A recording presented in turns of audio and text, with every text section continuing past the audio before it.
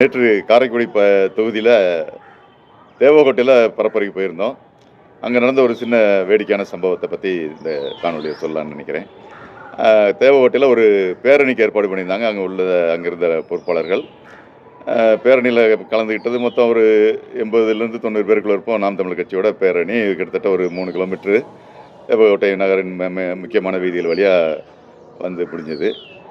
அப்போ போய்கிட்டு இருக்கும்போது பாதி தூரம் வரும்போது பொறுப்பாளர் வேகமாக வந்து சொன்னாங்க, தயவுசெய்து கொஞ்சம் எல்லாம் அமைதியாவாங்க, அதாவது பிரச்சனை பண்ணிடாதீங்க, ஏன்னா எதிர்த்தாப்புல காங்கிரஸ் வேட்பாளர் ஊர்வலம் வர்றதா சொல்கிறாங்க அப்படின்னு வந்து தகவல் சொல்லிட்டு போனார். சரி, கொஞ்சம் தூரத்தில் வந்தாங்க, காங்கிரஸ் கட்சி ஆட்கள் வந்தாங்க. பார்த்தா ஆச்சரியமாக போச்சு. வேட்பாளர் மாங்குடி ஏற்கனவே சிட்டிங் எம்எல்ஏ அவர் கூட வந்து யாருன்னு பார்த்தா கார்த்திக் சிதம்பரம், இப்போ உள்ள எம்பி, சிட்டிங் எம்பி, அவர் காங்கிரஸ் எம்பி.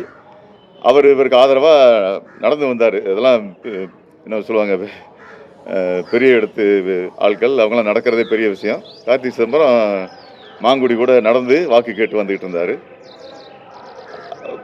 அப்புறம் கவனித்து பார்த்தா அந்த ஒரு 10-20 பேருக்கு பின்னாடி கார்த்திக் சிதம்பரத்தோட அப்பா யார், பா சிதம்பரம், அவரும் நடந்து வாக்கு கேட்டு வந்தார்.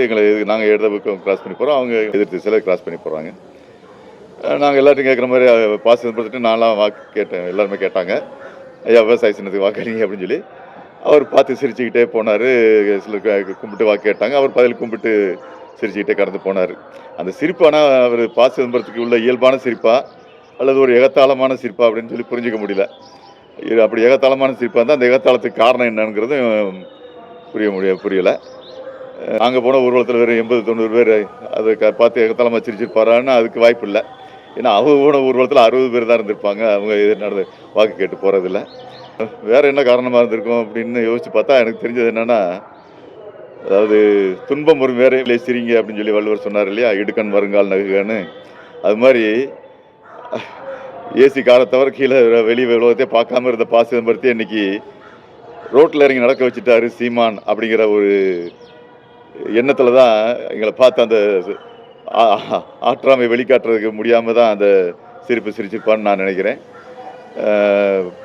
தொடரும் இந்த சிரிப்பு, அதாவது இந்த படத்தில் வசூல்ராஜா MBBSல பிரகாஷ்ராஜ் சிரிப்பார் இல்லையா, துன்பம் வரும்போது சிரிங்கன்னு சொல்லிட்டு,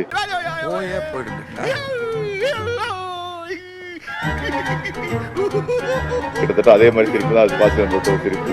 அந்த சிரிப்பு என்றும் அவர் முகத்தில் தொடரணும்னு ஆண்டவனை வேண்டிக் கொள்கிறேன். நன்றி.